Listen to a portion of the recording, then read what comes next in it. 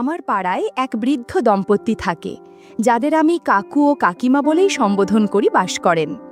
তাহাদের একমাত্র পুত্র সন্তান কর্মসূত্রে দূর দেশে বাস করে এবং বছরে একবার মা বাবার সাথে দেখা করতে বাড়ি আসে। বেশ কয়েক মাস আগে কাকু অসুস্থ বোধ করার সময় কাকিমা আমায় তাহার রক্তচাপ পরীক্ষা করার অনুরোধ করলেন। আমি আমার যন্ত্র দুটি নিয়ে তখনই তাদের বাড়িতে গেলাম। ওই সময় বাড়িতে কাকু ও কাকিমা ছাড়া তাদের বাড়িতে রান্নার কাজে নিযুক্ত এক যুবতী বউ উপস্থিত ছিল। বাড়ির কর্তার অসুস্থতা এবং তাহার রক্তচাপ পরীক্ষা হবে জেনে ওই মেয়েটিও কাজ বন্ধ রেখে কাকুর ঘরেই দাঁড়িয়েছিল। আমি ওই মেয়েটিকে প্রথম দেখে চমকে উঠেছিলাম। মেয়েটি যথেষ্ট লম্বা, ফর্সা এবং শরীরের কোনো অংশে একটুও বাড়তি মেদ নেই। মেয়েটি যথেষ্টই সুন্দরী, যেটা ওদের সমাজে সহজে দেখাই যায় না। মেয়েটি সালোয়ার কুর্তা পরিহিতা আর একটা নেটের ওড়না জড়ানো, যার ভেতর দিয়ে অনেক কিছুর উপস্থিতি জানান দিচ্ছিল। সব মিলিয়ে মেয়েটির নিজস্ব একটি আকর্ষণ ছিল এবং সে যেন ঘরটিকে আলো করে রেখেছিল। কাকিমা ভাবছিল আমি বোধহয় মেয়েটির সৌন্দর্য ও নবযৌবন দেখে তাকে তাদেরই কোনো নিকট আত্মীয় মনে করেছি। তাই তিনি মেয়েটির সাথে আমার আলাপ করিয়ে দেবার জন্য বললেন, এ রূপশ্রী আমাদের বাড়িতে রান্নার কাজে নিযুক্ত। রূপশ্রী খুব ভালো মেয়ে, ওর 8 বছরের একটি ছেলে আছে। রূপশ্রী আমায় 2 হাত তুলে নমস্কার জানিয়ে মিষ্টি সুরে বলল, দাদা ভালো আছেন তো? আমিও তার অভিবাদনের জবাব দিয়ে বললাম, হ্যাঁ গো, ভালো আছি। তুমি ভালো আছো তো? আমি ভেবেছিলাম রূপশ্রীর বয়স মেরে কেটে 20 থেকে 22 বছর হবে এবং হয়তো 1 বা 2 বছর আগে তার বিয়ে হয়ে থাকবে। কিন্তু যখন সে 8 বছরের সন্তানের জননী, তার অর্থ অন্তত 10 বছর আগে তার বিয়ে হয়ে থাকবে এবং বর্তমানে তার অন্তত 30 বছর বয়স হবে। অথচ এখনও রূপশ্রীকে দেখে 20 বছরের নবযৌবনের মতোই রেখেছে। সারা দিন ধরে ঘরের কাজ এবং বাচ্চা সামলানোর সাথে বাড়ি বাড়ি রান্নার কাজের পরিশ্রমের মাধ্যমে সে নিজেকে কি সুন্দরভাবে ধরে রাখতে পেরেছে। কাকুর রক্তচাপ পরীক্ষা করার সময় আমার দৃষ্টি যন্ত্রের দিকে থাকলেও মনটা কিন্তু রূপশ্রীর মিষ্টি মুখেই আটকে ছিল। যাই হোক, পরীক্ষা করে কাকুর রক্তচাপ মোটামুটি স্বাভাবিকই দেখলাম এবং কাকিমাকে সে কথা জানিয়ে দিলাম। আমি সবেমাত্র রক্তচাপ মাপার যন্ত্রটি তুলে রাখতে যাচ্ছি, তখনই আমার কানে রূপশ্রীর কথা আসলো। রূপশ্রী আমায় বলল, দাদা আপনাকে একটা অনুরোধ করব, আপনি কি আমার রক্তচাপ একটু পরীক্ষা করে দেখবেন? আমার রক্তচাপ প্রায়শই ওঠানামা করে, তাই ডাক্তারবাবু আমায় অন্তত 1 দিন অন্তর পরীক্ষা করিয়ে নেবার পরামর্শ দিয়েছেন, কিন্তু আমার পক্ষে কাজের চাপে সেটা সম্ভব হচ্ছে না। রক্তচাপ পরীক্ষা করার সুবাদে রূপশ্রীকে স্পর্শ করার সুযোগ পাব ভেবেই আমার মনে অদ্ভুত আনন্দ হচ্ছিল।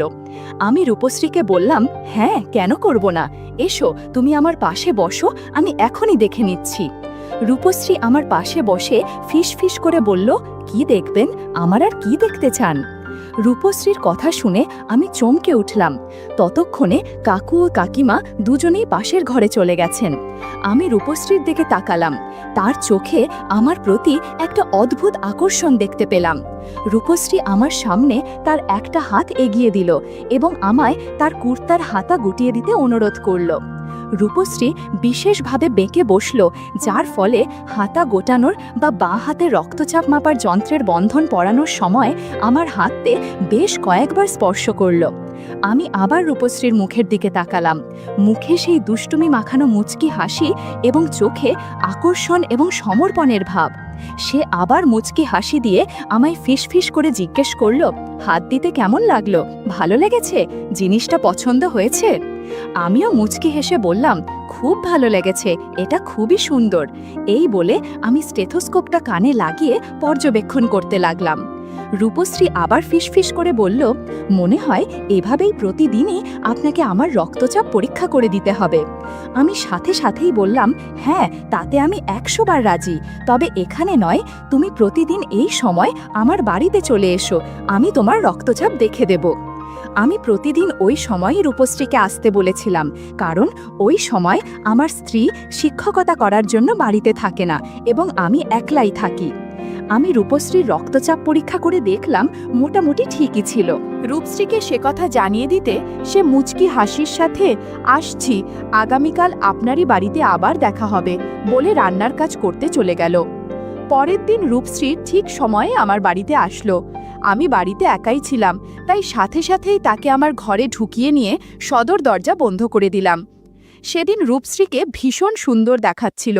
খোলা ঘন কালো চুল, চোখের কোলে খুবই সরু কাজলের লাইন, পরনে ছিল লেগিংস আর কুর্তি আর একটা ওড়না। তার ফর্সা হাত ও পায়ের আঙুলের নখগুলি সুন্দরভাবে ট্রিম করা এবং খয়েরি নেলপালিশ লাগানো। আমি রক্তচাপ মাপার যন্ত্রটি খুলে ওর হাতে বাঁধছিলাম আর পরীক্ষা করছিলাম। রূপশ্রী মুচকি হেসে বলল, দাদা, ওইভাবে চাপ দিলে তো আমার রক্তচাপ আরও বেড়ে যাবে। আমিও মুচকি হেসে বললাম, সমস্যা নেই, আমি ঠিক করে দিব। রূপশ্রী আমার কথার জবাবে মুচকি হেসে বলল, হ্যাঁ, সেটা আমি টের পাচ্ছি। আমি দেখলাম রূপশ্রীর রক্তচাপ ঠিকই আছে। গতকালও তো রক্তচাপ ঠিকই ছিল। আমি তাকে এই কথা জানাতে সে হেসে বলল, ঠিক আছে দাদা, আমি আগামীকাল আবার এই সময় রক্তচাপ পরীক্ষা করাতে আসব। এই বলে রূপশ্রী ওই দিন চলে গেল। পরের দিন সকালে রূপশ্রী আবার আমার বাড়িতে এলো। সেদিন তার পরনে ছিল লেহেঙ্গা। আমি জীবনে এই প্রথমবার কোনো লেহেঙ্গা পরিহিতা কাজের মেয়েকে রান্নার কাজে আসতে দেখলাম। কেমন যেন মনে হলো। রূপশ্রী কিন্তু খুবই সাবলীলভাবে আমার বিছানার ওপর বসল রক্তচাপ পরীক্ষা করানোর জন্য। আমি আগের দিনের মতোই তার পরীক্ষা করলাম। রূপশ্রী হেসে বলল, দাদা, আপনি যা করছেন তাতে তো আপনারও রক্তচাপ বেড়ে যাচ্ছে। রূপশ্রীর কথায় আমার একটু লজ্জা লাগলো। রূপশ্রী আবারও ইয়ার্কি করে বলল, ছেড়ে দিন দাদা, আমি তো দেখেই ফেলেছি, তাই আর লুকাতে হবে না। না, ওই দিনও আমি রূপশ্রীর রক্তচাপে কোনো অসঙ্গতি পাইনি। আমি বললাম, আচ্ছা রূপশ্রী, তোমার পরিবার সম্পর্কে কিছু বলো। রূপশ্রী বলল, দাদা, 10 বছর হলো আমার বিয়ে হয়েছে। বিয়ের 2 বছরের মাথায় আমার ছেলে জন্মেছিল। আমার স্বামী বাহিরে অন্য শহরে কাজ করে এবং বছরে 1 বার বা 2 বার বাড়ি আসে। তখন ওই কদিন আমি স্বামীর সঙ্গ পাই। বর্তমানে আমার 30 বছর বয়স। দিনের পর দিন স্বামী ছাড়া একা থাকতে আমার খুবই কষ্ট হয়, কিন্তু আমায় মুখ বুঝে সেটা সহ্য করতে হচ্ছে। দাদা, আপনার পাশে থাকলে আমার বেশ ভালো লাগে। আমার মনে হচ্ছে আপনি আমারই সমবয়সী বা হয়তো একটু বড়, তাই আমি আপনাকে আমার স্বামীর অনুপস্থিতিতে পেতে চাই। আপনাকে আমি সরাসরি প্রশ্ন করছি, আপনি কি আমার সাথে সময় কাটাবেন? আমি নির্বাক হয়ে এতক্ষণ রূপশ্রীর কথা শুনছিলাম। আমি মনে মনে ভাবলাম, তাহলে এটাই হচ্ছে মূল কারণ, আমার কাছে রক্তচাপ পরীক্ষা করার মূল কারণ। রূপশ্রী লাজুক গলায় বলল, দাদা, আপনি অমন করে আমার দিকে তাকিয়ে আছেন কেন? আমি মুচকি হেসে বললাম, আজ আমার বাড়িতে স্বর্গ থেকে সোজা এক অপ্সরা নেমে এসেছে, তাকেই দেখছি। বিশ্বাস করো, তোমার মতো মেয়ে জীবনে দেখিনি।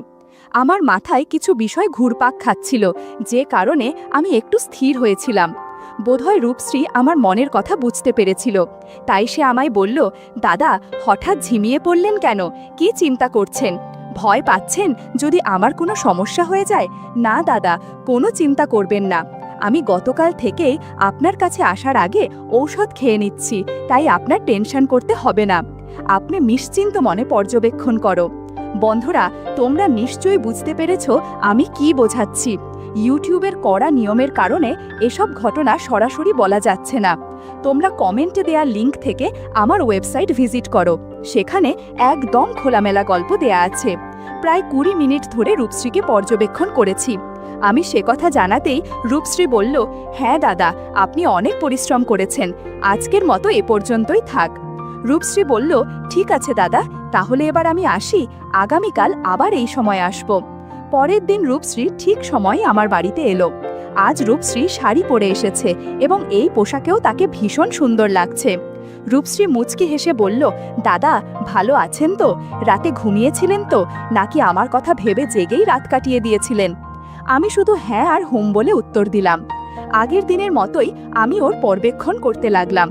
বাড়িতে আমার স্ত্রী না থাকায় বেশ সুবিধা হচ্ছিল। এদিকে রূপশ্রীও সময় কাটানোর জন্য আমার মতো একজন ডাক্তার পেয়েছে, যে তার স্বামীর উপস্থিতি বুঝতে দেয় না। দিনের পর দিন এভাবেই চলতে থাকে পর্যবেক্ষণের কাজ। বন্ধুরা, ইউটিউবের গল্পগুলো শুনে মজা না পেলে আমার ওয়েবসাইটে দেয়া গল্পগুলো শুনতে পারো। সেখানে প্রতিদিন খোলামেলা গল্প আপলোড করা হয়। কমেন্টে ওয়েবসাইটের লিংক দেয়া আছে।